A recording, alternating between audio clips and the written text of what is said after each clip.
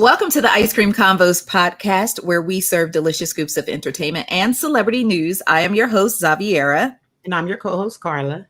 And thank you very much for tuning in to today's episode. It is episode 322. Karla, we moving and shaking. Wow.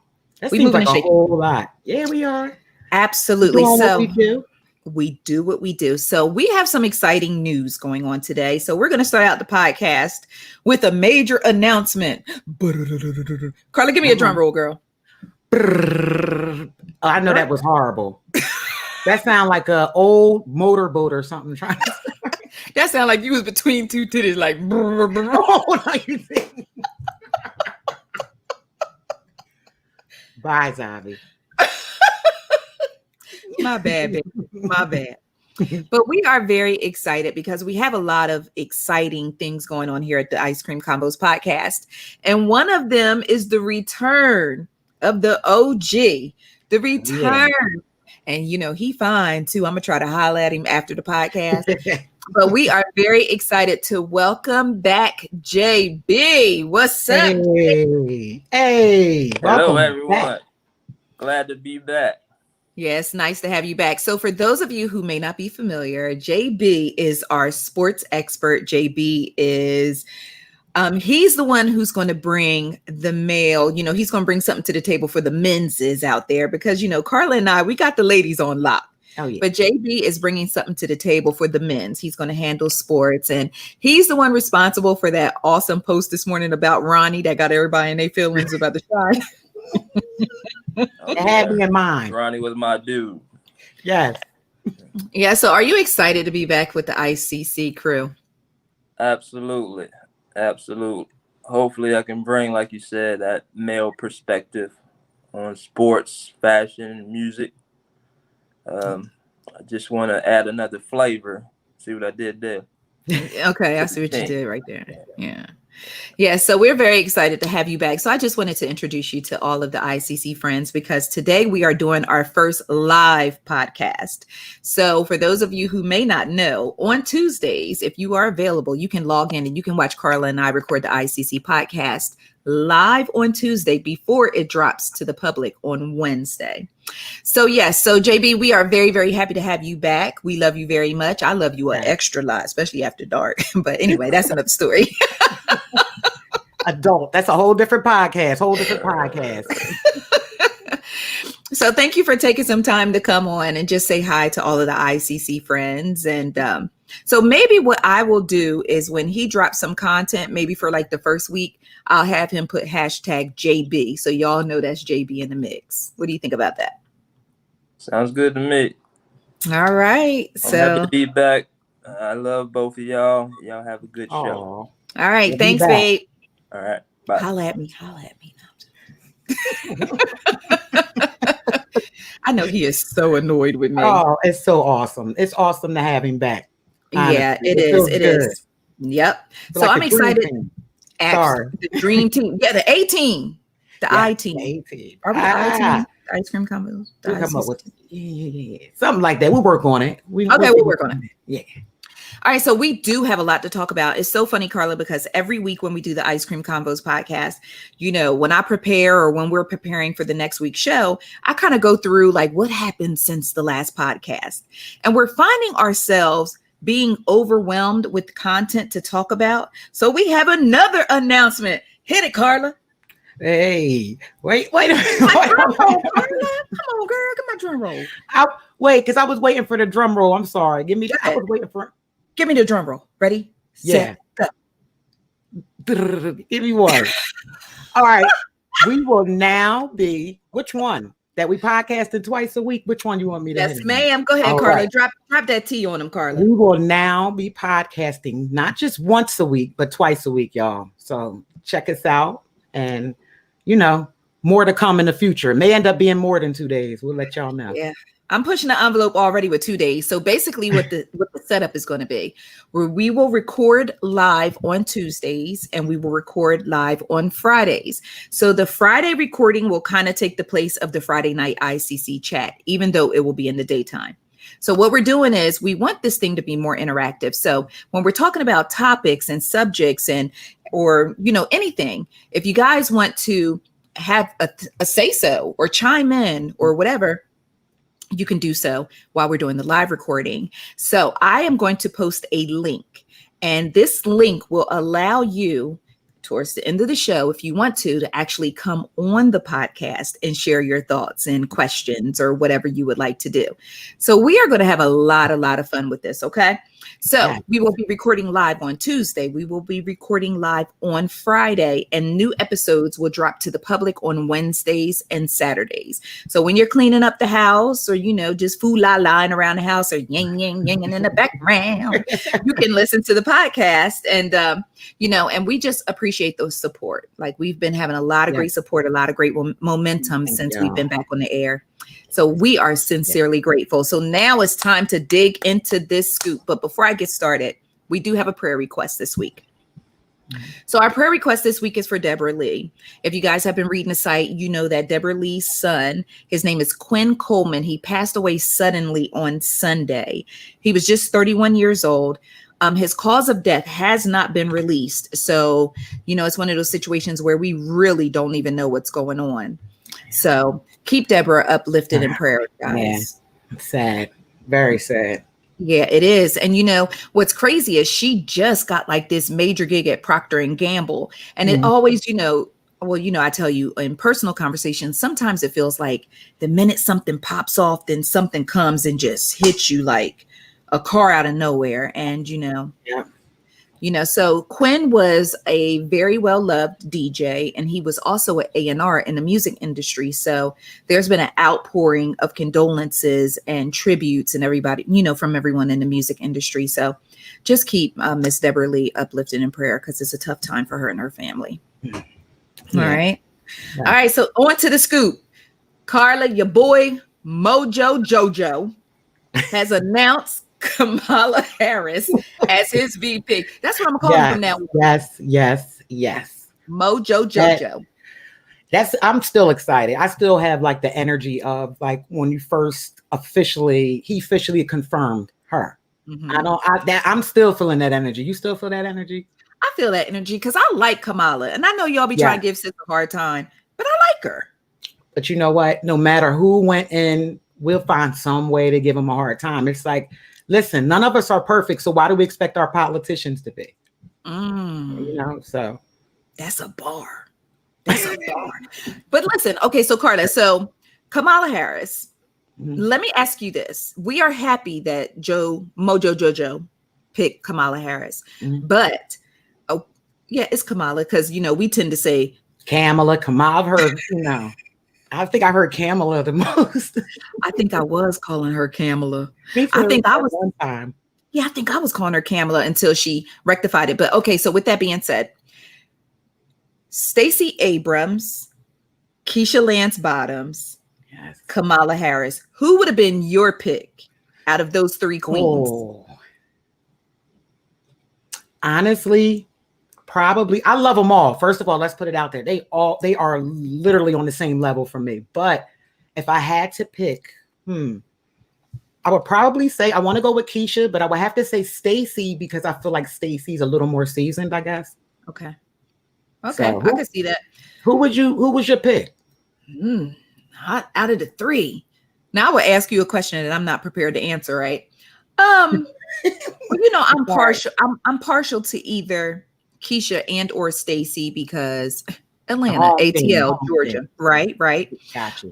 But out of the two, I think Stacey is more no nonsense, in the sense of like you got to think twice before you bring some BS to Stacey. Yeah, for real. True. Stacey looked like she won all the smoke. And so, but I am here for Keisha as well, because Keisha is very firm in whatever she's dropping. She's firm, absolutely. And she stands in it. So, out of the three, but I'm happy with Kamala. Oh yeah, absolutely. I'm happy with Kamala. Absolutely. I am, however, disappointed with Twitter, because Twitter literally had a whole discussion on whether or not Kamala was Black because she's Jamaican. So then that's nuts. Go ahead. Go ahead. The discussion went from Kamala, whether or not she is Black or identifies as Black, to, are Jamaicans Black? I said, you know what? I logged on. I went just like this. I'm out. I'm out. That's Twitter for you, though. Like this isn't like reminiscent. Like, remember when President Obama, perfect example, they were questioning him. He's not black. He's not. Well, first of all, they were questioning his citizenship. That still questioning some of them. Depending on what circle you're in or you listen to, or what Twitter that you're actually on. So say that Black Twitter. Shout out to Black Twitter. Yes, all day. Shout out to Black Twitter. Yeah. But yeah, so you know what? I am happy about this. The way they are coming at her is wild.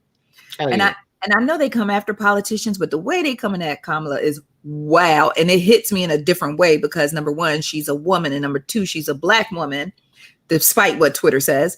So it hits me in a different way and make me feel some type of way seeing people like somebody called her a hoe yesterday. Oh, and wow. See, that's just disrespectful, period. That's just disrespectful.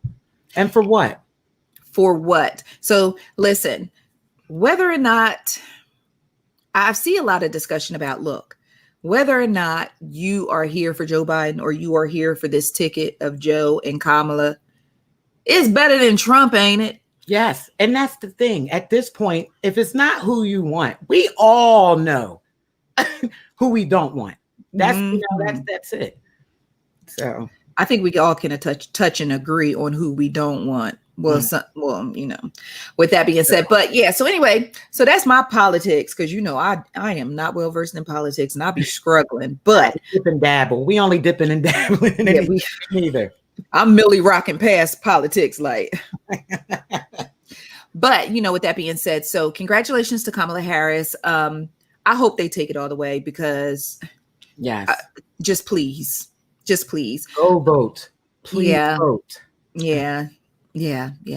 Okay, so shout out to Mojo Jojo and can I just say something real quick about Mojo Jojo? Call him Mojo Jojo though.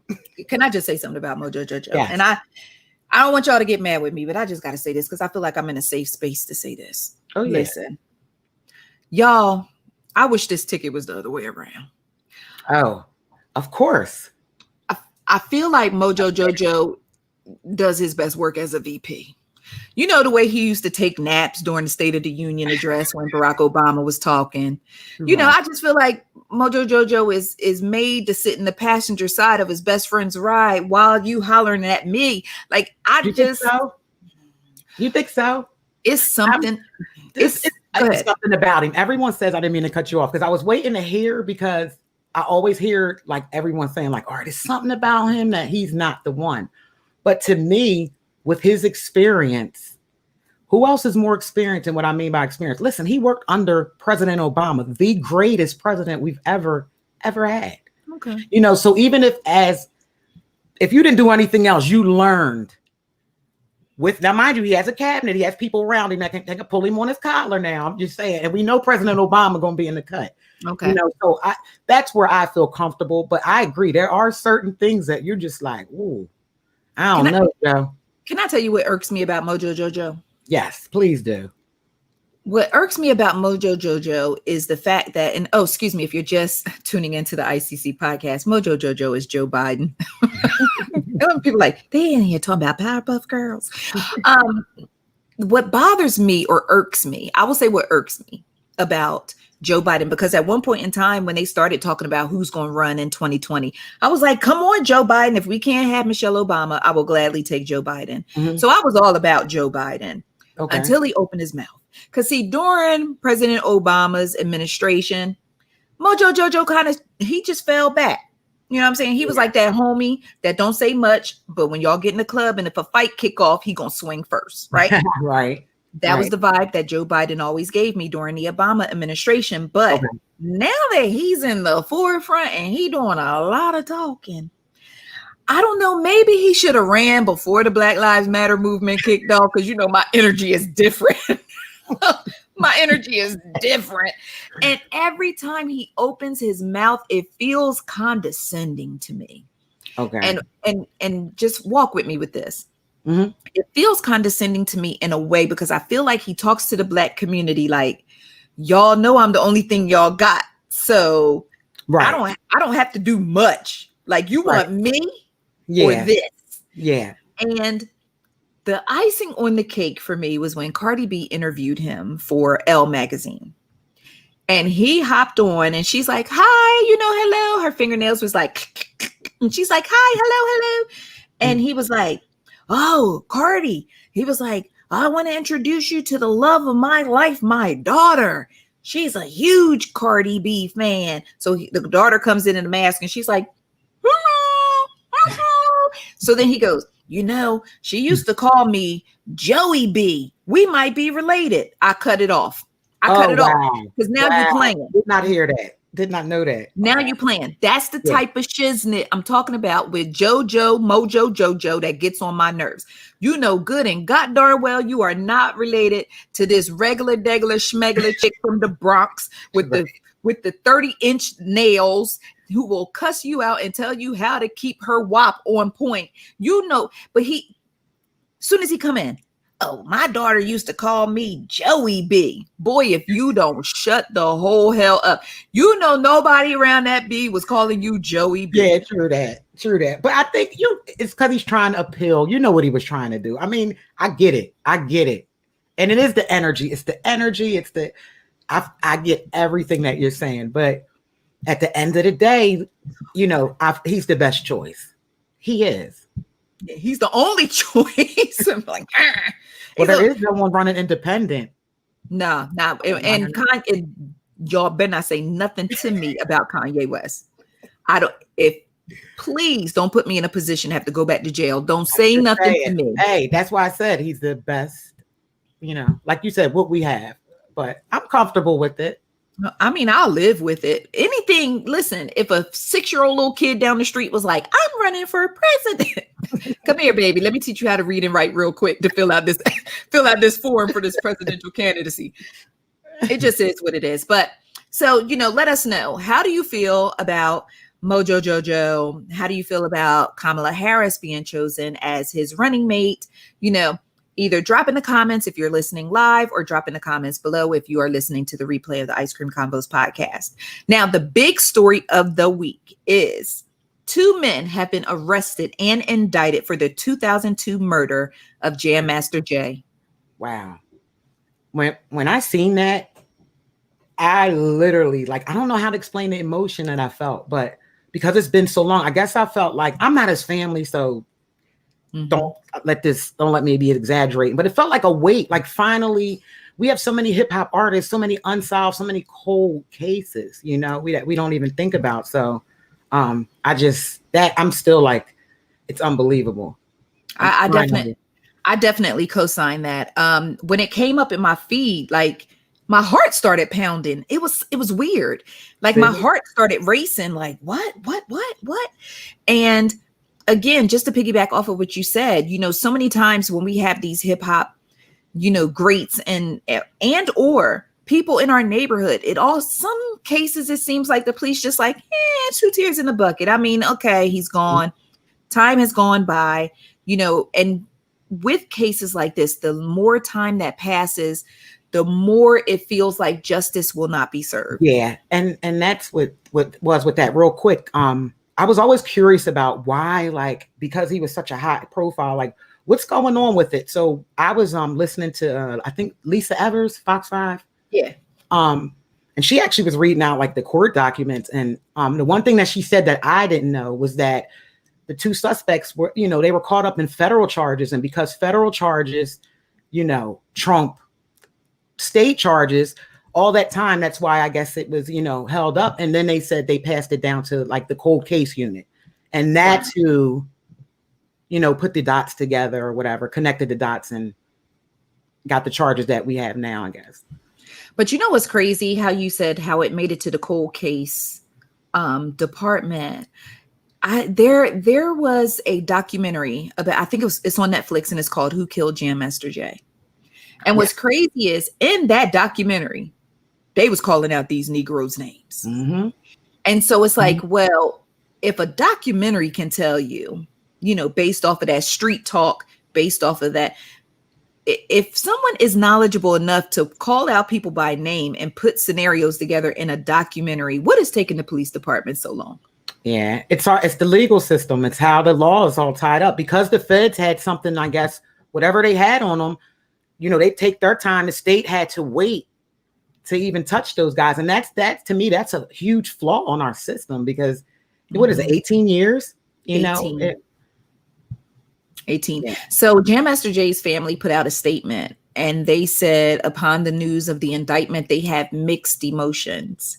And I was like, yo, yeah, because I was feeling, then I was like, wait, mixed emotions. Mm-hmm. And I think it comes from the fact that in bringing these two men to justice for the murder of Jam Master Jay, they had to dig into this case. And by digging into this case, they had to reveal and pull back the cover and put out into the public some things that we may not want it to know about Jam Master Jay. Yeah. And that's, I'm glad you said that, because that's the thing. Like, the only way they could have tied, that they would have even got these charges brought upon them, is if they didn't connect, unfortunately, the activity, the trafficking or whatever that was attached to it. Because I don't like talking about, me, I'm trying to be real careful and tap dance around it, but that's what it is. Yeah, because apparently, the whole thing, the murder, was a result of a drug deal going bad, right? Yeah. Yeah. Now, do you recall that scenario being thrown out before? Because this is not the first time I've heard that. Yeah, I've heard that before. I wasn't surprised. I was surprised that, from what it sounds like, this is in like court documents and what I've heard, that it was his inner circle. Yeah. Like close, closer than what I thought. I knew they had to be close, but not that close. Yeah, that sucks. So just keep the Mizell family uplifted in prayer. We will definitely be watching this case to find out how it unfolds and what goes on with this. But yeah, 18 years. And, I will say, their family also noted that they do realize that there are other families who are still waiting for justice. And I couldn't help but think they are talking about the Wallace family, Notorious B.I.G., well, and because he's not the first, we have just a random thought. Did they ever find and or charge someone? And I'm going to dig in your brain real quick. So, and I know I'm catching you off guard and throwing you under the bus, but just let me know if you happen. Do you recall if anyone was ever charged for the murder of Freaky Ta? Oh, I don't know. Honestly. We're going to dig into that. Let's dig into that. We definitely have to dig into that. But real quick, do you remember the rapper Chinks? Yes, the drive-by shooting. The ironic thing was, reading all this information I was reading, the same unit, same thing with his case. I didn't want to say unit. Same thing with his case. The guys that were charged, they're caught up federal charges. They have federal charges that haven't been resolved or whatever yet. So they're still waiting to bring his killers, in to judge. I think they're in prison, but they haven't been, convicted of his crime. They haven't even touched it yet, for the murder of him. Wow. All right. So let's just keep all these families in prayer. Anyone who has lost a loved one to any type of violence, I know sometimes we tend to focus on the celebrities or the big name or the notable people, but every single life matters to every single family member. So, with that being said, we just send out prayers covering all families who have suffered a senseless tragedy such as this one with Jam Master Jay. All right. So speaking of a senseless tragedy, I want to talk about Elijah McClain, Karla. His family has filed a lawsuit against the city of Aurora, the police department, the paramedics, and the fire department director, the director of the fire department, for the death of Elijah McClain. So if you're unfamiliar with this case, Elijah McClain is the young man who was walking home from the store. He had a ski mask on because he was anemic and he would tend to get cold. Someone who was not minding their own ass business called the police and said that there was a young man walking, a suspicious young man walking, throwing his hands up in the air. If you have ever walked around with your AirPods in your ear and you listening to some good ass music, you're going to throw your hands in the air too. So the police came out and they said that Elijah was a beautiful spirit, but he was an introvert. Police came out. They're trying to stop him. He's like, I didn't do anything. He just kept on walking. Next thing you know, they literally, physically They assault this young man. They toss him on the ground. They put him in a chokehold, all kind of nonsense. Then they call out the paramedics. The paramedics administer ketamine? Okay, thank you. The paramedics administer ketamine. Like, we shooting people up now. That's just unreal. Okay. So we're shooting people up now in the middle of arrest. The young man goes into cardiac arrest. Now they're trying to revive him and rush him to the hospital. And it's so funny because I'm not going to dig into police brutality right now, but I just want to make a point. It kills me when police come out, brutalize us. And then after they brutalize us and realize they've gone too far, then it's, hold on, buddy. Come on. Wake up, buddy. Wake up. Yeah. Oh, now I'm your buddy. Yeah, now because it clicks in what they've done. Wake up, buddy. Hang on. Come on. Mm-hmm. Come on, Elijah. Wake up, buddy. No, ain't no wake up, buddy. You damn near choked him to death. And then you shot the boy up with some type of, you don't even know what type of allergies he has. Exactly. You don't even know what type of pre-existing heart conditions or health issues he may have. Y'all came out there, harassed that boy all off of a phone call. I want to know who made the phone call, because that person needs to be handled. They should feel horrible. They have to. Your conscience you can't run from your conscience. We might not get to see it, but yeah, it's terrible. It's a good question. That's a very good question now.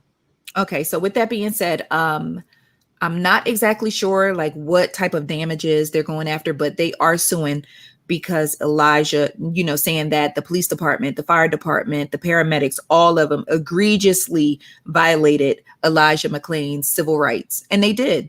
They violated his civil rights and they snatched his life from him. Absolutely.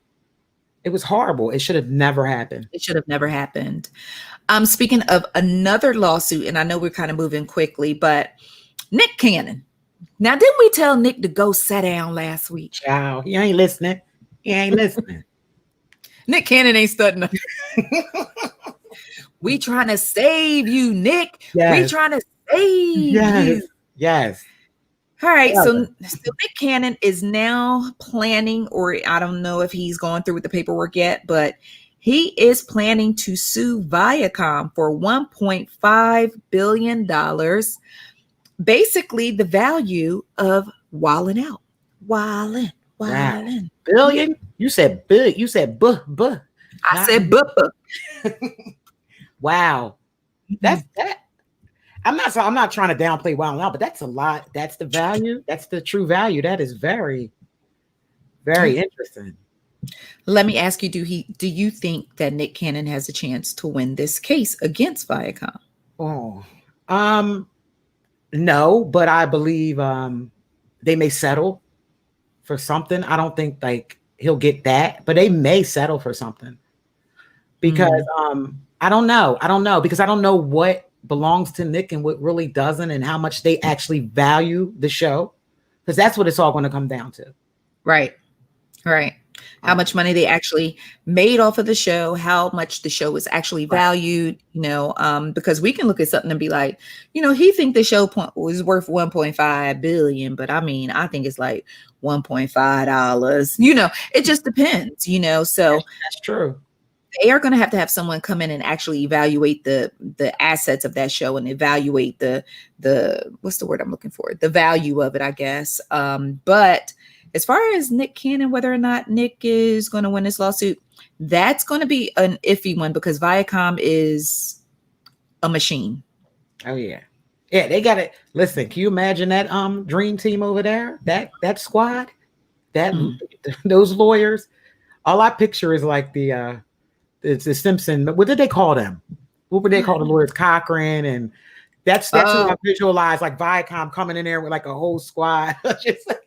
Yo, you so funny because I literally was getting ready to say, I bet Viacom got the ghost of Johnny Cochran over there. But I'm just saying, you just never know, What you say? It's going to be tough. It's definitely going to be tough. It's not going to be something that I don't know which way it's going to go, but I only thing I feel is that they may settle just because, it's kind of the right thing to do. I mean, we know what Nick did, but they've had a relationship for a long time.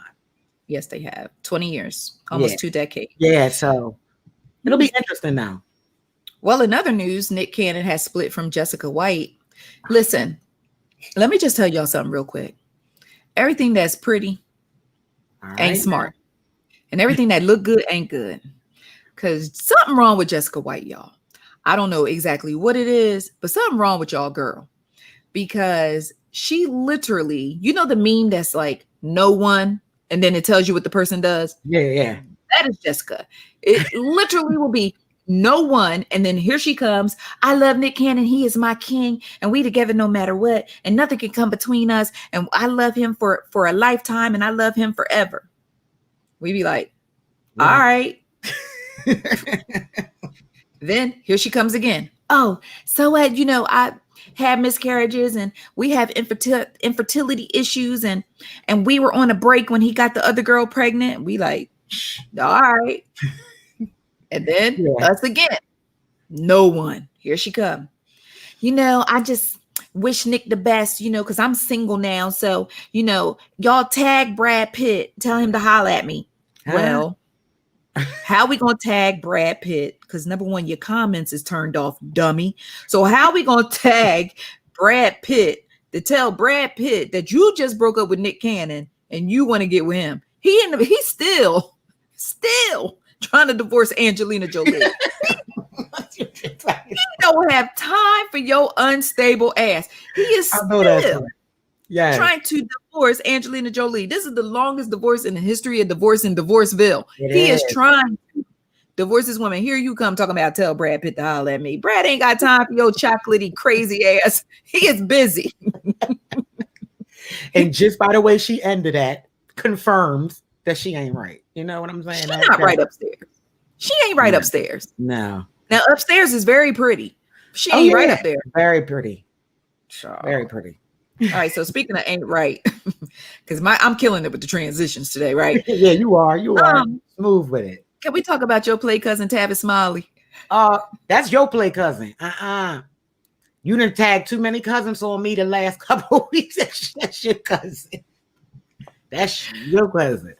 Girl. So Tavis Smiley has been ordered by a judge to pay PBS because I'm in Atlanta. $2.6 million for having affairs in his workplace. Tavis was getting the whop at work, y'all. You wrong. You're wrong. Oh, wow. Tavis was getting the whop at work. So basically, here's the gist of it. Tavis Smiley, he has subordinates, right? Because he was hosting his show. He was the man over at PBS. He hosting the show. He got his insubordinates. And if they cute, they got a nice little body, cute little face, small in the waist, he might like a juicy girl, big waist, big booty, it's whatever. Tavis would make it a point to let them know he feeling them. Mm-hmm. And because he they boss, they best be feeling him back. Power tripping. How many times do we hear the same story though? It always comes down to that. Either do it or else. Karla, have you ever had a boss try you or someone or a superior on a job? All right, so we talking, but see, this is the thing. The answer, honestly, the answer is yes, but I ended up being in a relationship with him. So at this point, this don't even count. I'm just saying, So no, I'm serious. The only time it's ever happened, I ended up, it didn't end well, but for a little bit. So how about you? Have you ever? Oh, I got straight up fired. But I was too young and dumb to know I had a sexual harassment claim. Oh, don't say you young and dumb. You know that. No, I was dumb in it. You was young. I was young and dumb at the time because I was just like, I need this job. I was like, TT, I need this money. But you know what? Wait, girl, my boss was so ill with it. I got a good mind to call out his name right now, but I'll tell y'all how good God is. But anyway, my boss was so ill with it. He walked in my office one day, looked at me dead in my face with his crooked eye sipping ass and said, No, he looked me dead in my face, y'all. And he was like, I'm trying not to laugh because this sexual harassment is not a laughing matter. So it's not what we're laughing at. Karla just makes me laugh. He looked me dead in my face and was like, why don't you let me eat it? Oh, not won't you let me? So I look at him, he look at me, I look at him, he look at me. We looking at each other like that meme with Diddy and the dude, because I'm like, and he like, and I'm like, and he like. So I was like, I had to think quick. And I just told him I was on my cycle. Like I had to think quick. Yeah, I was good. Yeah, you read yeah. So I was like, no, this ain't what you want right now. Like red light district, this ain't what you want. And then he kept coming back a few more times, but every single time I had an excuse or I had to leave out the office because I had my own office, and he would come in and we're having a meeting, so to speak. So anyway, I was young and dumb or whatever, but I messed up because it was a very small business, and he knew that I was a struggling single parent. So, sometimes we go to jobs and we feel comfortable with the people that we work with, and we start thinking that this is my work family. Let me tell y'all something. When you go to work and go to hell home. Okay. Do not, please.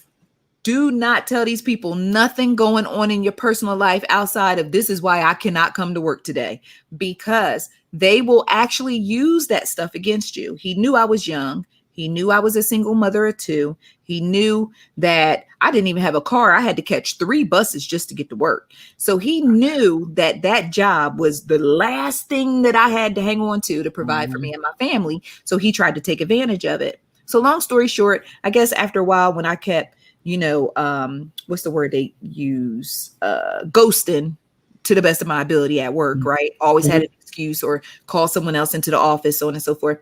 I got fired. So I was like, yeah, so I got fired. And I'm like, well, what did I get fired? Oh, we just cutting back. How do you cut back from a company with 3 damn people? That's like having 2 legs. Talk about, well, we're going to cut back and just hop this thing through. Yeah, right. What are you talking about? Wow.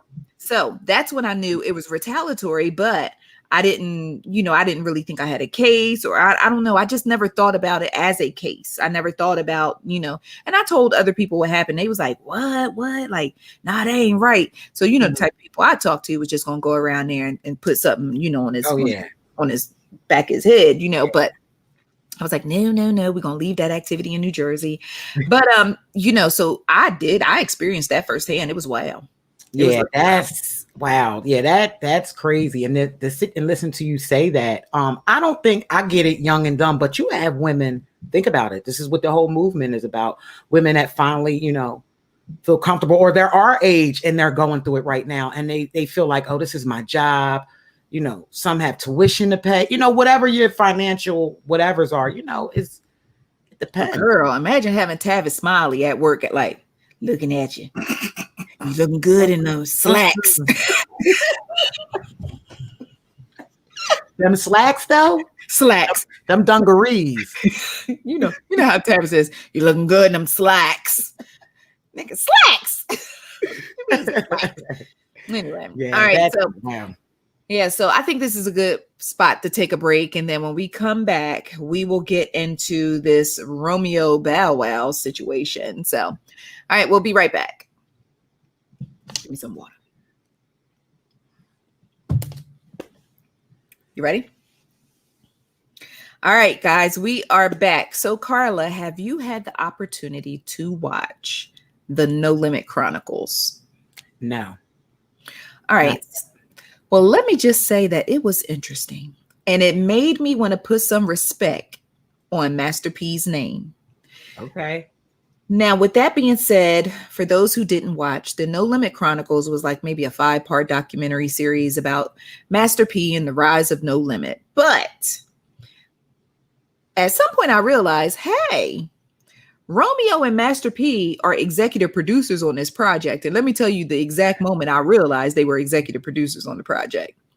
It was the moment when No Limit started to fall.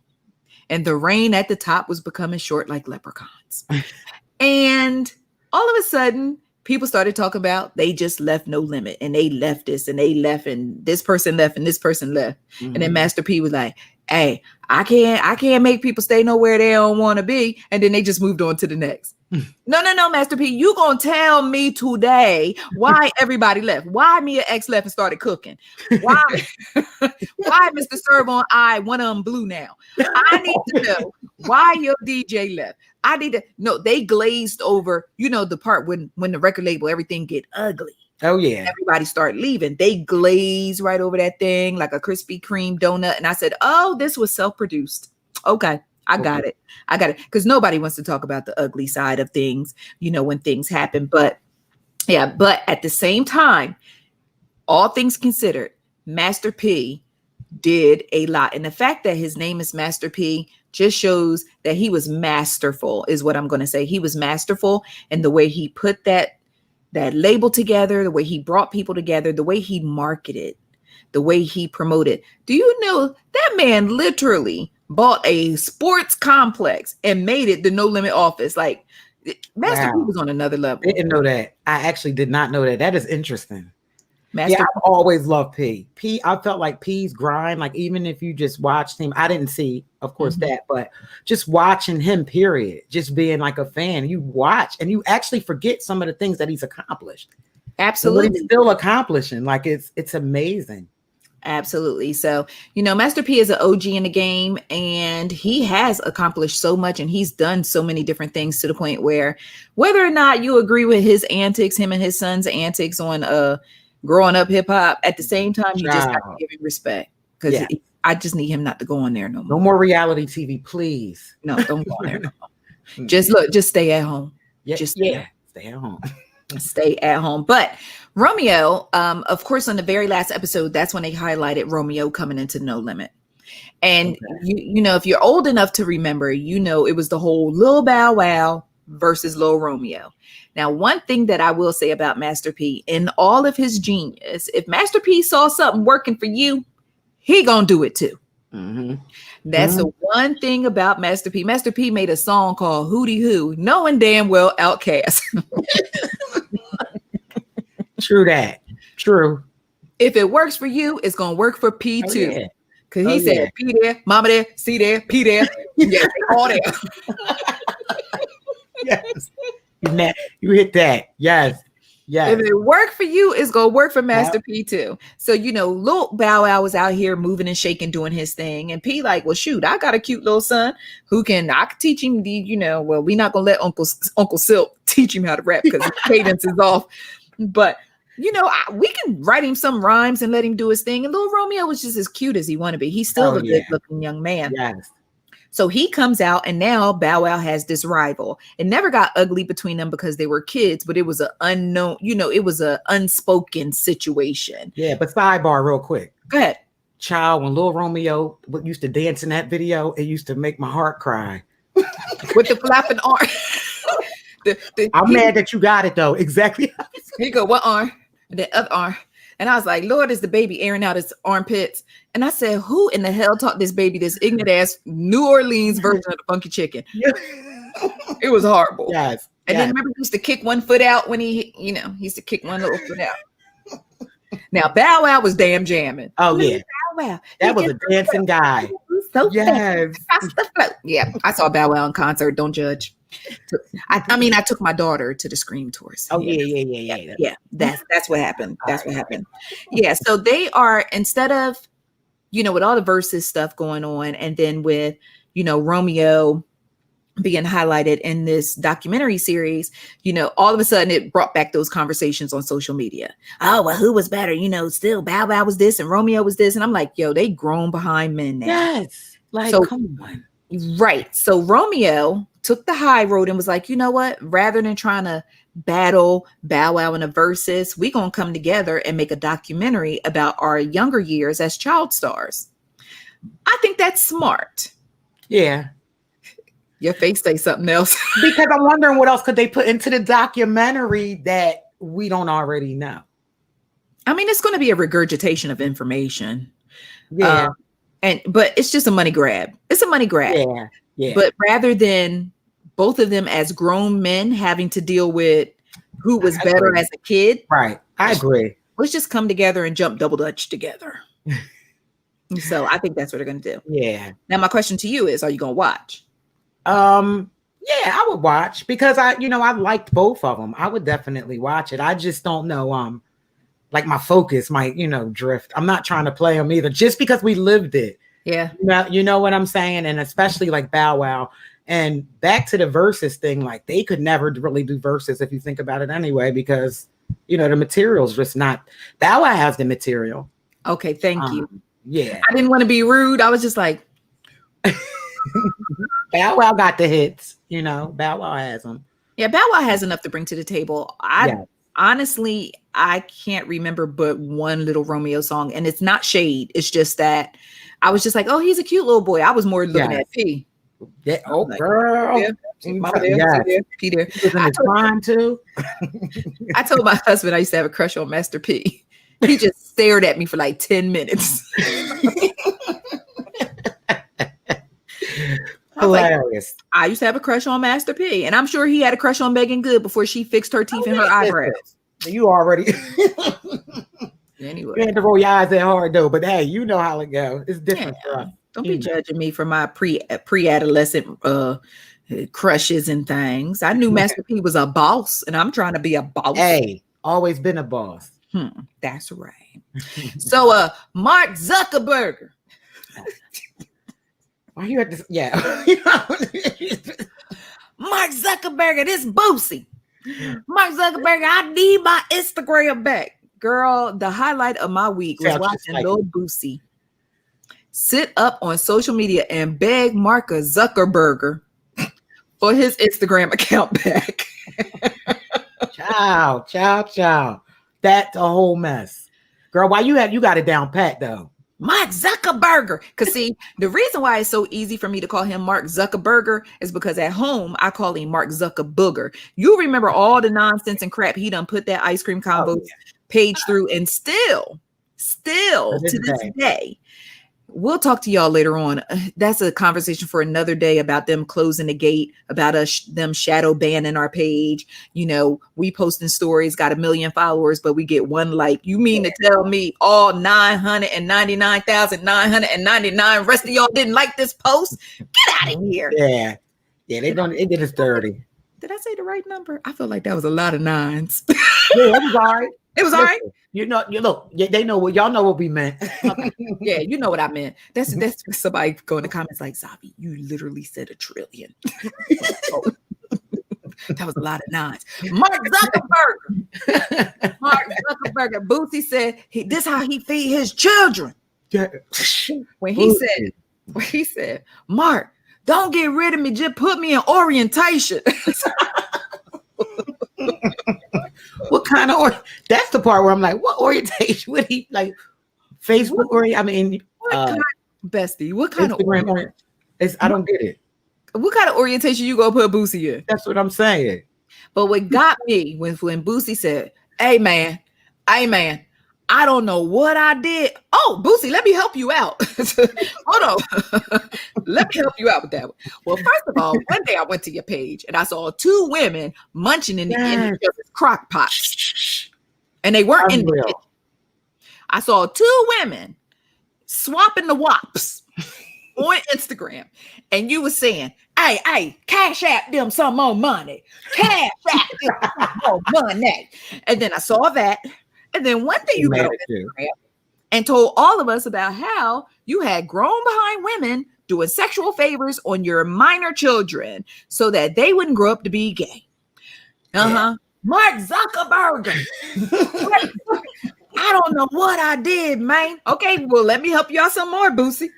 I remember going to your Instagram, and trust me, I don't go to Boosie's Instagram on purpose.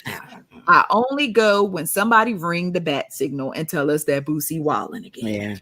Yeah. I go over, and all I see is bunch of pussy open for some cash app. What? What? Yeah, we're not missing Boosie. No offense. I'm not, because I've never even really listened to Boosie like that. But we can go on and on about how many reasons why he's not on. It's so many. The laundry list of violations. That's laundry list. Mark Zuckerberger. I don't know what I did, man. But just please, let's talk about this thing, man. You a boss, man. I'm a boss. Let's talk about this thing. I bet Mark was like, close. He just closed like, Exactly. yeah. So shout out to Boosie. But it is, as someone who has tried to call Mark Zuckerburger myself a time or two, he ain't studying it. He ain't Not at all. He ain't studying it. Now, I don't want to spend a lot of time on this, Karla, but I definitely wanted to touch base on this. Sailor Marley. You said, yeah, because that's why you said touch on it, because it is that that's a whole half a show, That's a show in itself, ain't it? Yeah, it is. Look, that's when I be like, we're gonna push that one back to Friday.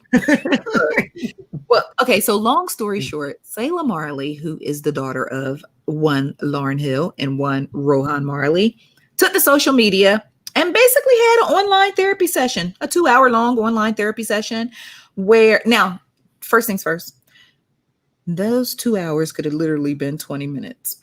And I sat and I said, boy, the millennials. There was just a whole lot of, I just, yeah. Okay, guys, like when I just think about it, like, and then I was like thinking to myself, and so I just don't want to be like my parents. And I was like, girl, spit it out. Yes. Just tell me what I'm here for. Just tell me what I'm supposed to be seeing while I'm here. Because you taking so long, I'm confused about what I'm supposed to be learning today. So anyway, long story short, when she finally got to a few points throughout the 2 hours, she just basically said that she's trying to reconcile and deal with a lot of childhood trauma she experienced at the hands of her parents, Miss Lauryn Hill and Mr. Rohan Marley, who were in a toxic relationship. Then she went on to say about how her mama used to whoop her and her siblings like they were slaves with the belt. And I was like, well, welcome to the plantation. Yeah. Right.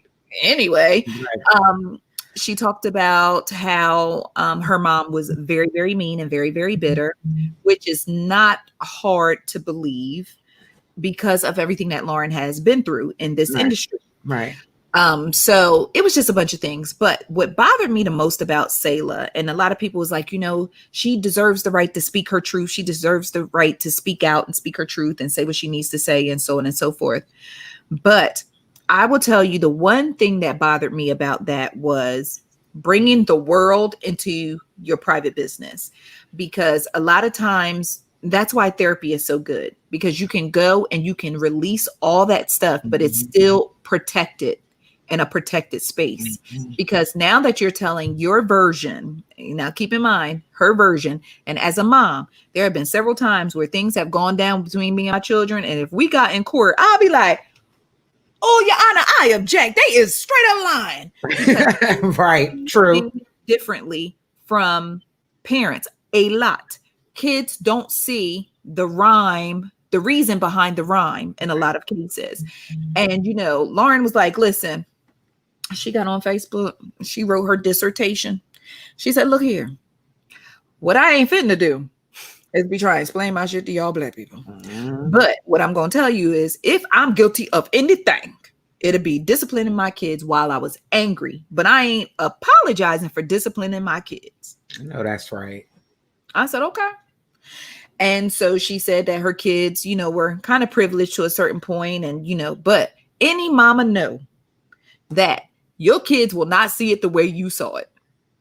Right. That's just facts. Any children, no matter what type of environment they're in. That's the truth. No matter what. Yeah. So, that's that on that. But at the end of the day, the one thing that just bothered me the most about all of it was just putting personal business back out into the atmosphere, because people started verbally attacking Lauryn Hill, getting Twitter fingers and Facebook fingers and all that. And they started coming for her and criticizing her as a parent and all that. You don't know the extenuating circumstances of what was going on in that house. Exactly. You don't know what Lauryn was dealing with as a mom. Well, go ahead. But real quick, because I'm just trying to figure out, why do we love to criticize Lauryn Hill? Why do we love to keep our foot on her when she's down? We seem to put our foot on her neck and just she don't show up sometime. And I didn't mean to use the foot on the neck thing or anything, but I'm just like, that's what you say. What'd you say? Because she don't be showing up on time. You're wrong. And that's the only thing I could come up with. We all late. I'm just wondering why. It seemed like, is it me or does, anything that happens with Lauryn Hill that happens to be, not so great negative. We go in on Lauryn. We do. And I think it's because in all of her greatness and in all of her talent, Lauryn Hill has never been, from my outside looking in perspective, she has never been one that was welcoming. Okay. She had certain people that she a fool la la with, true. but she always had this.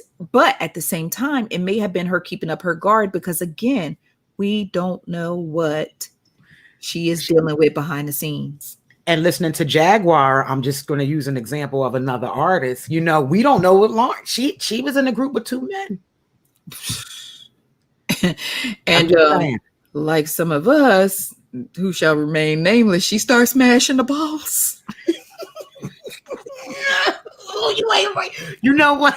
You said you're wrong. Oh, just looking around, busy, a little bit busy.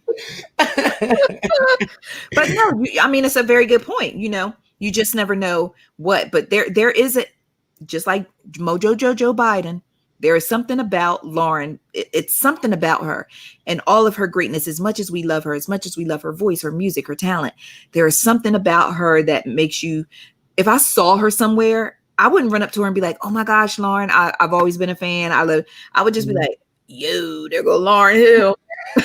She would have to turn around, look at me and be like, hey, how you doing? I was like, okay. I got you. Queen. How you? Yeah, something like that. Or tap whoever you would on the shoulder and let them go over there. That's what you do. It ain't gonna be me. I ain't gonna be the one that come. Not me. Yeah. I ain't gonna be the one. Okay, so another story that I wanted to touch on, and I say this with all love, like, y'all, please don't feel like I'm being salty or a hater or anything of that nature, but C Murder.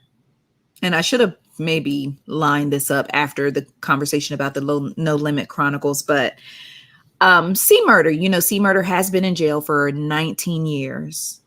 I did not realize it's been 19 years. Me neither. That just soaked in, like, yeah. 19. So C Murder has, who was also a member of the No Limit camp. He is Master P's baby brother and Little Romeo's uncle.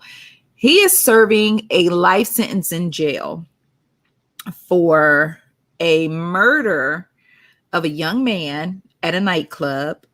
And that story is just sad in itself because it was like a 16-year-old boy who snuck out the house to go to the club and ended up getting shot and killed when his mama thought he was upstairs in the bed sleeping. C Murder has maintained his innocence throughout this entire situation, but there were eyewitnesses who said, yeah, it was him, and yeah, he had a gun, and yeah, the yada, yada, yada, yada. All of these people have since recanted their original testimony. Some said they were coerced by police. Some said that they were threatened by police. They had pending cases, and the police officers were like, listen, if you don't, testify in this particular case, then we're going to put these charges on you. Now, 19 years later, all of us, and I'm going to say all of a sudden, because this is just the way it's hitting my spirit. Monica Brown is going hard in the paint, jumping out the window for her ex. She really is. I don't know what type of conversation they had. I don't know why it appears to be. And keep in mind, I don't know what she has been saying or doing behind the scenes. All I know is what she put in the street. Right. And right now she is going hard in the paint for C Murder, who happens to be her ex-boyfriend. And she is going very hard in the paint for his freedom, to have him released from jail, to, have his sentence commuted or whatever, for him to get back home to his girls. So I was like, oh, his daughters. Then I said, wait, his girls. Because Monica posted a picture of her today with her panties showing on Instagram. And I said, well, who is she trying to free C Murder for? These daughters or for her? Because the language around everything that she's saying in regards to C Murder sound real like I'm trying to get my man to come home at this point. Yeah. So now Monica has reached out to Kim Kardashian, who is now the prison reform whisperer, She's reached out to Kim Kardashian and got Kim Kardashian in on it now. And now the two of them have joined forces with some other attorneys and other people to try to get C. Murder out of jail 19 years later. Yeah, I be honest with you, I was surprised. I honestly forgot that was her ex when I first seen it. Then I'm reading and I'm looking at the original post and I'm like, wow, this is how I would go, for my husband or my, it's so I got the same feel, but I'm like, who am I? Because I was just found out that was her ex, why I didn't remember or whatever. But I don't know, Zav. You may be on to something. I'm just saying. And think about all the years. How many years did Monica spend in a relationship or married? Yeah, true. So she couldn't say or do anything. But now that she's free and she's single, she can go ahead and get loud about this thing. Yeah, maybe. All I'm saying is it just looked like Monica trying to get C. Murder home to give him that whop. And I was like, okay, all right. Justice served. Justice, as long as justice is served. That's what I'm saying. We don't worry about how or the motives. As long as justice is. But for those of you, and just take a look. Before you say y'all ain't right, y'all did wrong, just look at it. Just look at it, because it literally looks like somebody who trying to get their man home. It's the same energy Kimbella had when she was trying to get Joel Santana out of jail. It's that same energy. She starts talking about how reliable he is and how she can always count on him. And I'm like, well, if you can't go nowhere and you in a 5x5 or a 10x10 all day, you're going to be reliable because I know where to find you. But I'm just, with that being said, listen, if C. Murder did not commit that crime, he deserves to be released and returned absolutely back to the arms of his loving family. Absolutely. And, nothing hurts my heart more than thinking someone is serving a sentence for something they didn't commit while the real guilty party is out here millie rocking with a mask on or either passing Rona all up and down the street. It's just goes on every day, B. It does. Think about it. Think about all the time. You have people. How do you reconcile that in your mind, sitting in a cell for 20 years for something you did not do? I don't know. Because then you ever notice those cases that they do release them and they're, falsely accused or whatever, you notice they usually settle for, they usually get a couple $1 million. But even that, I can't get 20 years of my life back. No. Loved ones passing away, birthdays you miss, births you miss, weddings, birthdays, just those memories and those life moments. All you got is a bunch of pictures with some club background. And you got on some khakis in them. Like that can't. Yeah, and that's hard. Yeah, that's tough. I'm laughing, and it's not funny, but I was just thinking of that visual. But that's facts. It's sad. It is. It's very, very sad. Let's shift this conversation into some Black excellence. Because I'm like, we tend to talk about the shenanigans and the tomfoolery, but I want to talk about some Black excellence today. Judith Batty. And I hope I'm pronouncing your last name correctly. She has become the first Black CEO of the Girl Scouts of the United States of America in the 108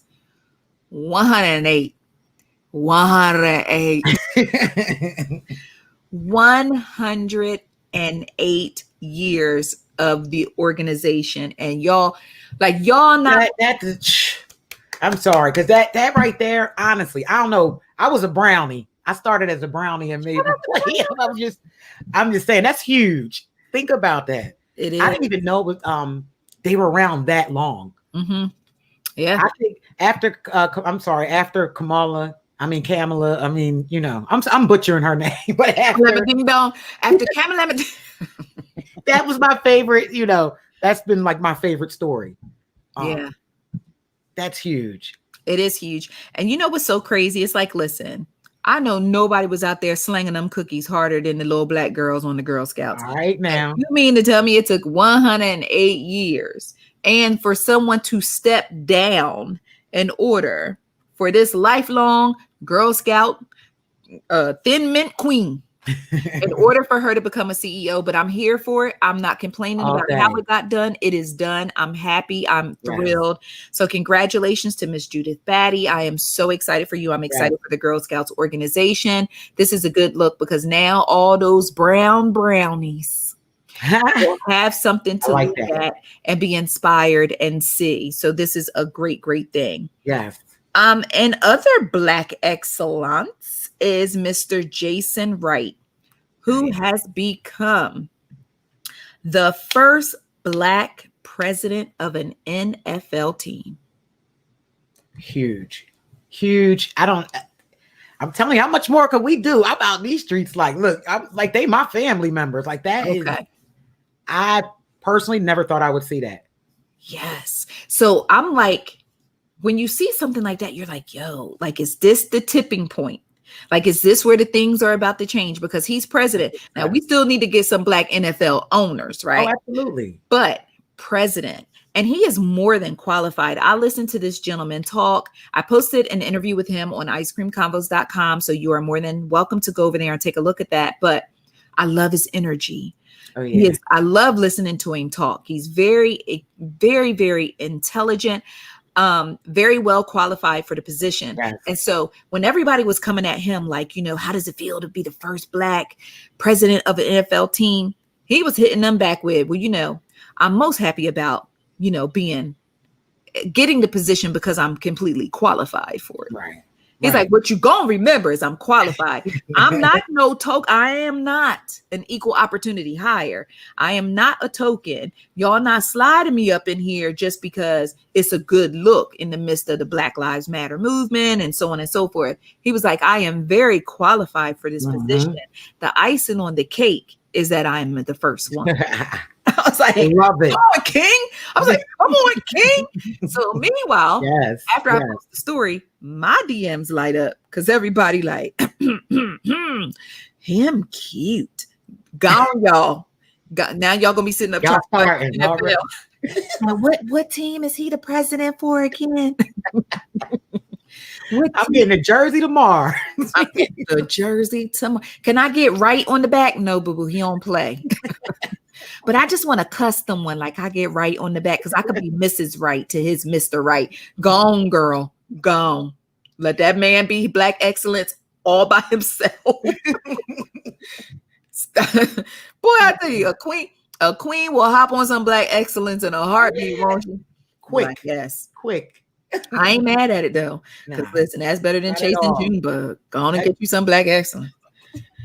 All right, so I'm very excited about that. Now let's slide into some baby scoop. So John Legend and Chrissy Teigen are expecting their third child together. So it's about to be Luna, Miles, and the third one. I don't know what's going to be. But a funny thing, do you remember when John and Chrissy got all that criticism because Chrissy revealed that they pick the gender of their kids? Oh, yeah. Because they choose the embryos? Yeah. So I'm just guessing based off of, you know, girl, boy. I'm guessing the third baby 9 times out of 10 gonna be a girl because you know they pick. Yeah. I'm sure it will. Or Chrissy gonna decide which one of the two was easier to raise. Was it Luna? She better pick that boy. I can't say that. I don't have any girls, but I'm just, you know. What do you think? Real fast. I know this is off topic. Girls or boys easier to raise? Ooh, I'm gonna say. It's tough, right? You got 2 girls and a boy, and I'm like, it's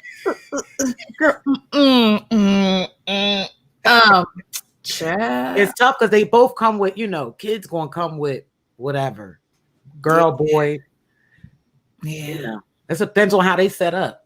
It depends on how they set up. Yep. One of our ICC friends, Velvet Lewis, said it might be twins. I don't see Chrissy doing that to herself. Yeah, she might. She might be right though. I don't think so. I don't see Chrissy doing that. Because you have the girl, you had a boy, but you don't have the twins. So she's gonna double up on them. I'm just saying. I don't know though. You know Chrissy better than me. I'm standing like we sit sitting back all talking, but like I'm gonna call her after the podcast and see which embryo she picked. I'll call her when we get done, y'all. We'll tell you on Friday. So congratulations to them. They announced the pregnancy in the middle of John Legend's, well, not in the middle, but towards the end of his most recent music video. I think it's called Wild something. But yeah, so she showed her baby bump and everybody was like, oh my goodness. And I'm like, I ain't gonna go tell that woman congratulations, because that's how my stomach look after I eat dinner. So I was like, I'm just gonna wait for her to say I am pregnant, because you just can't be assuming. No, definitely can't. Yeah, so I was like, I'm just gonna wait for her to say she pregnant, and then a few hours later, confirmation. Yeah, she dropped the confirmation. So I was like, okay, congratulations, girl, because that's the way my stomach look right now. Gucci Mane. How do you say? Do you say Gucci Mane? I say Gucci Mane. So you hit it. I ain't got that twang, but you hit it on there. That you like Gucci Mane. Yeah, yes. Gucci Mane. Be like Gucci Mane. So Gucci Mane and his wife Keisha K, or they are expecting their first child together, which is really cool because they've been married for quite some time. And I guess they said, listen, we're going to spend this dough and we're going to live our best life. And then we get around to the youngins. So congratulations to them. Congrats. So as I was doing, my preparation for that post, and it is up on icecreamconvos.com, you can see their announcement, because Keisha's announcement caught me a little bit off guard, but I'm not judgmental. Well, I am judgy, but I do it at home in private. Yeah, right. But I'm supposed to be at. Yeah, but I was like, oh, this is an interesting announcement here. But in doing my preparation for the post, I forgot Keisha already got 4 youngins. Oh wow, I didn't know that. Okay. Mm-hmm. Yeah. Yep. Okay. So and Gucci Mane already has 1 son, because you remember he keeps going back for child support court because it's a special needs child, and according to the mama, he is a deadbeat father. Yes. So yeah, congratulations to them on their new little bundle of joy on the way. Some TV scoop. Hulu has released the first trailer for their forthcoming original film, Bad Hair.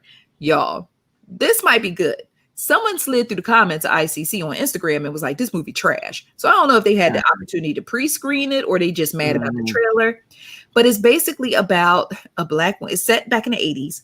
It's about a black woman who gets a weave because she's trying to climb the corporate ladder and she's trying to get a different type of look. But it's evil.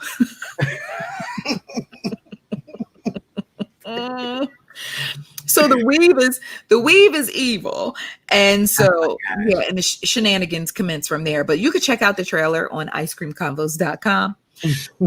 And other TV scoop, Karla Court TV has announced that they will be following the trials related to George Floyd, Ahmaud Arbery, and R. Kelly. Yes. Wow. That's huge. Yes, it is. Huge. I'm finna pay their light bill because I'm gonna leave my TV on Court TV. Oh yeah, all day. That's it. Remember when Court TV was everything? Yes. This is huge. This is big. It's a big deal. It is a big deal because let me tell y'all something. The way I was fully engulfed in that Ray Caruth trial, that trial was something terrible. That trial was, I ain't never seen a trial like that in my whole life. That thing was different. Wow. So as these these trials get closer to, actually hitting the screen, I will be updating you all to tell you like when you can tune in, when you can check things out. And movie scoop, Jill Scott is set to play Mahalia Jackson. Jelly. I said, did anybody check on Jaguar right? Oh gosh, I know. I might need to slide in over there on IG when we're done. Make sure she's all right.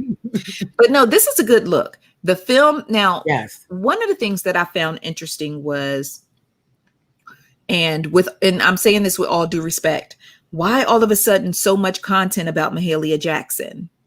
Because it just seems like all of a sudden. Robin Roberts is currently working on a TV movie about Mahalia Jackson where she has Danielle Brooks Tasty from Orange is the New Black. Right. That's right. Right. She's playing Mahalia Jackson for Lifetime. And then literally maybe a week and a half later, Queen Latifah announces that she and Jamie Foxx are producing a Mahalia Jackson film, and they have Jill Scott starring in that. So I'm like, that's a little okay. All right. Yeah. Okay. Yeah. Why so much saturation of Mahalia Jackson stuff? That I didn't realize that. I'm kind of thinking, and that I'm wondering why too. I mean, don't get me wrong, it's a great thing. Yes. You know, any of our history that needs to be, but it's almost like it's like a bandwagon thing, I guess. I don't know what's going on. Well, one of my friends who has been in the industry for quite some time, and she knows a lot of, like, she looks at it through the industry eye, and, you know, sometimes the way that you and I just can't grab it. Right. She said that based off of the success of the Clark sisters, that let the industry know that there is a place and a space for content about gospel singers. Mm-hmm. That makes sense. You ain't gonna get no greater gospel singer than Mahalia Jackson. No, that's true. No one. So listen to this. So just to piggyback off of that, Queen Latifah went and got the same crew, with the exception of Jamie Foxx. She's back with Holly Carter, and she's back with the same what's his name, Shakir, same crew that did the Clark sisters. Now, another thing to take into consideration, Robin Roberts is doing the Lifetime film now for TV. Mm-hmm. Lifetime is where the Clark sisters were. So Queen Latifah, remember the Clark sisters broke all kind of records, viewing records, all. So Queen Latifah like, we're going to do this Mahalia Jackson thing so big, it's too big for TV. It has to go to theaters. Yeah. Yeah. Wow. We're gonna let Robin Roberts and Danielle ying around the TV. We're gonna let them ying around TV and take this thing to the movie theater. So hopefully y'all will wear y'all doggone mask so I can go to the theater and enjoy Queen Mahalia Jackson the way I need to. Yes, please. Wow, that's gonna be interesting. I already know. Excited about that. I'm excited too. I already know Jill Scott going Merc. Oh yeah, Jilly all day. Jilly from Philly. Shout out to my Philly fam. Yeah. All right. So in music scoop, Nas has released Ultra Black. I absolutely love it. Yeah. Okay. I didn't check it out yet. Oh, I love it. You know, Nas can do no wrong. Well, yes, he can. You know, you'd be like, Nas can like, wait a minute. Wait a minute, mother. Yeah. He can do wrong. But I'm here for Ultra Black. I'm here for everything. You know, I mean, we literally got Black is King. Then we got Nas, Ultra Black. Sierra just released Rooted. Like, we so blackety black right now. And I'm about it. Blackety black. I love it. Yeah, I'm here for all of it. So I'm all about being blackety black. And then, well, he black, but he ain't blackety black. He beigety black. But Drake. Poor Drake. He beigety black. Drake has released Laugh Now, Cry Later. He released the official music video as well as the track featuring Lil Durk. That thing fire. Yeah. I don't know. Like, I don't know if like Drake gets Jesus on his hotline bling and be like, another hit. Because he makes it look so easy, and it has to be frustrating to other artists, because I'm not an artist and I'll be frustrated for them on their behalf. Yeah. He makes everything look so effortless. He does. And everything he puts his voice on or whatever, his pen down, it's a hit. It's guaranteed a hit. There's very few Drake songs with Drake on them. It doesn't even have to be his song officially that is not a hit. Cause I'm still the way he took Block Boy JB, that what's it called? Shoot. This thing. Yeah. I'm trying to remember the Shoot song. Yes, the shoe. Is it? Look around. What did they say? I'm trying to remember. Girl, listen, don't start me to line with my mind. I'm trying to remember what he said, but I don't think that's the song when he first started doing it. Was it? Wasn't it a different song? But that song makes me want to do that though. Like, yeah, it does. You do it good, but it's more perfect with that one. But I cannot remember. I gotta look that up. It was his first single. It was the first single. It wasn't Shoot. It was whatever that first single was. I'm trying to look up. I don't see it yet. So. Look it up. Yeah, Right, I don't I'm remember gonna go that. ahead and look that thing up. But yeah, so just shout out to Drake, the Beige Bandit. He out here killing this thing. Yeah, if you have not seen the video for Laugh Now, Cry Later, even if you are not a hip hop fan, just slide through icecreamconvos.com and check out this music video because I absolutely love it. It's filled with special guest appearances that keep everything, really, really fun and lighthearted. And yeah, so did you find something? No, child. Look, it ain't ringing a bell, the songs that I'm looking at. Not yet. But it's not. Shoot was the perfect one for it, but it was something else. We're missing a song. Oh no. So, all right. I didn't grab it yet. I'm looking through the list. Okay. It's all right. It's all right. I can't remember it. So Karla, what you watching? Right now, I'm just really watching The Chi. I've been doing a lot of reading lately, so I'm not really up on, everything with me goes after the fact. I watch shows usually during the weekend. So Karla, I'm glad that you brought up The Chi because it's time for us to revisit The Chi. Because the last time we were on The Chi, we had some complaints. And we were ready to cash out on Keisha's storyline, but now Keisha's storyline has.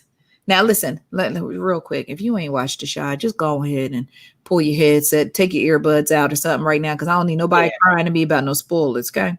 Because listen, by the time you listen to this, it's gonna be Wednesday. Yeah, exactly. That's where I was going to go with it. Like, come on. And if you love The Chi the way you say you love The Chi, you would have watched it by now anyway. Exactly. But anyway, carry on. Finally, Keisha has been freed.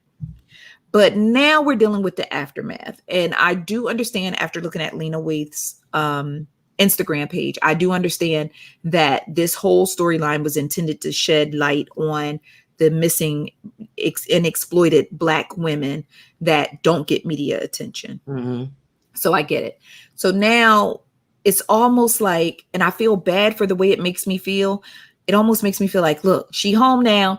In the next episode, get her some therapy. Now let's get back to the regular shenanigans. Yeah. I just feel like they're dragging it out, but at the same time, they're keeping it real. Right.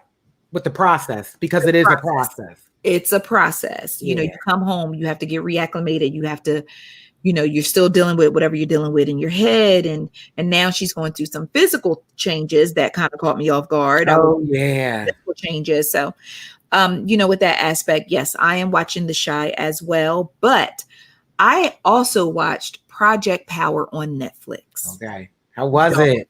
I got the power.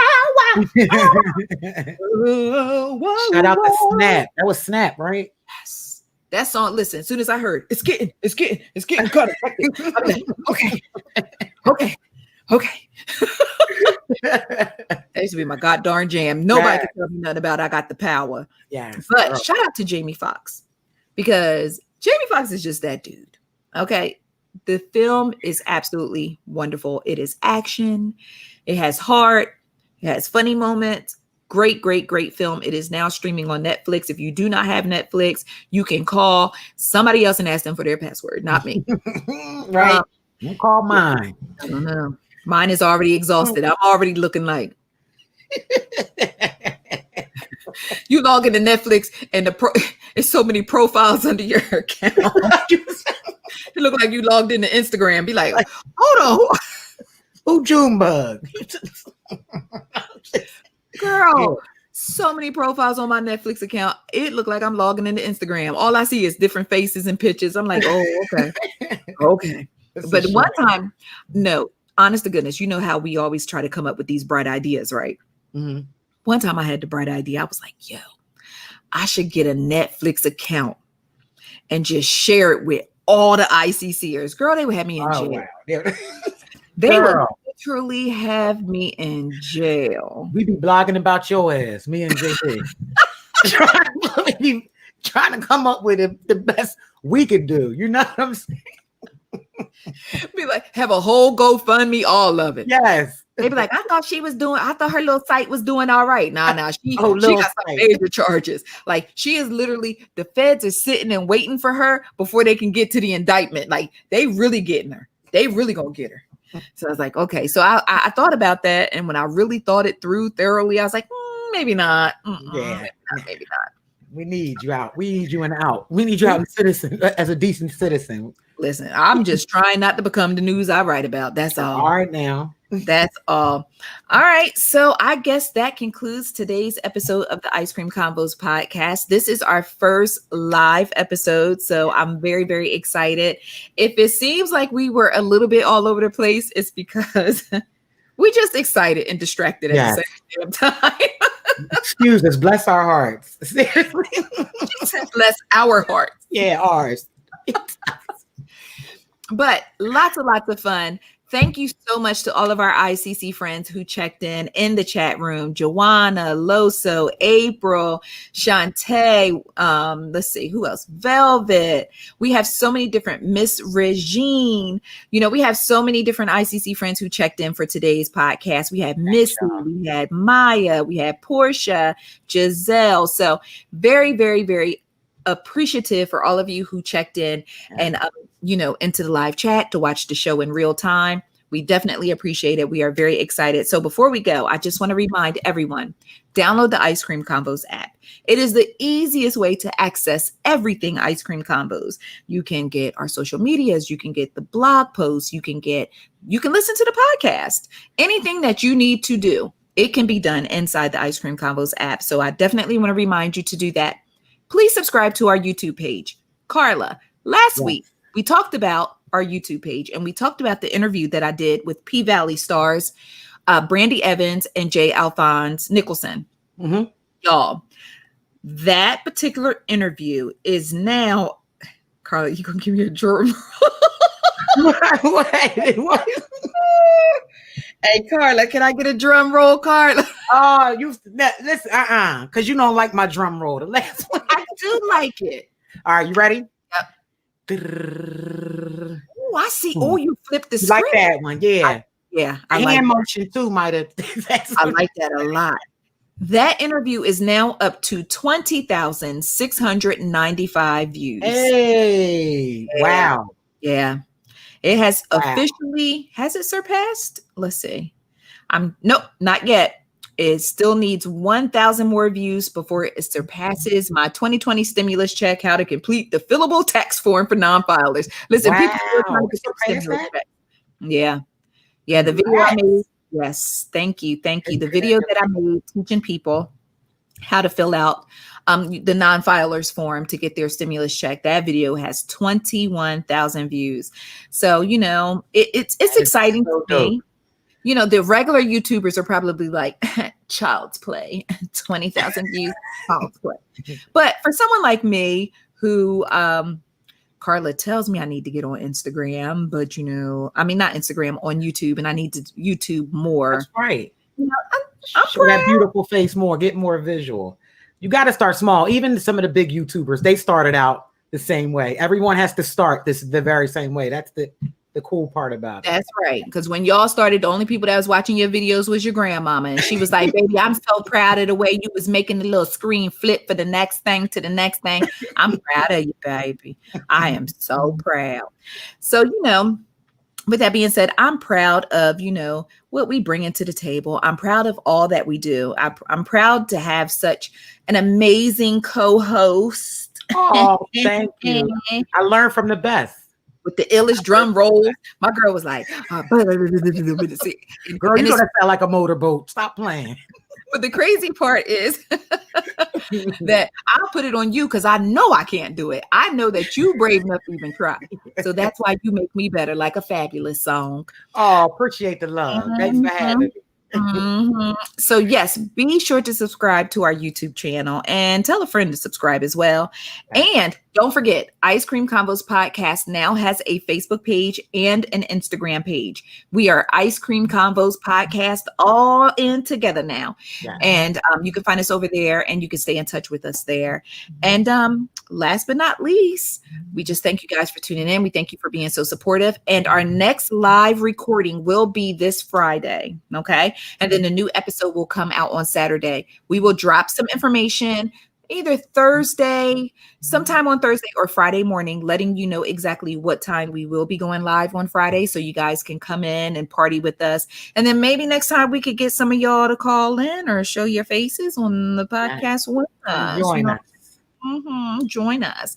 Okay, so until next time, be safe, wear your mask. Women, wear your cotton drawers. What else? Wear your panty liners and your cotton drawers. That's mandatory until the end of October. Mandatory. Panty liners and your cotton drawers, especially for you WAP girls. You know, it can get a little messy. And then your mask. For our girls, our busty girls, you know, lined bra with paper towels that help out a little bit. And Bye, Zavi. You don't say line them though. But you got to use Bounty because it's the quicker picker upper. So with that being said, we're going to go ahead and close out today's podcast. I love you guys. ICC. Love y'all. We all we got. Peace.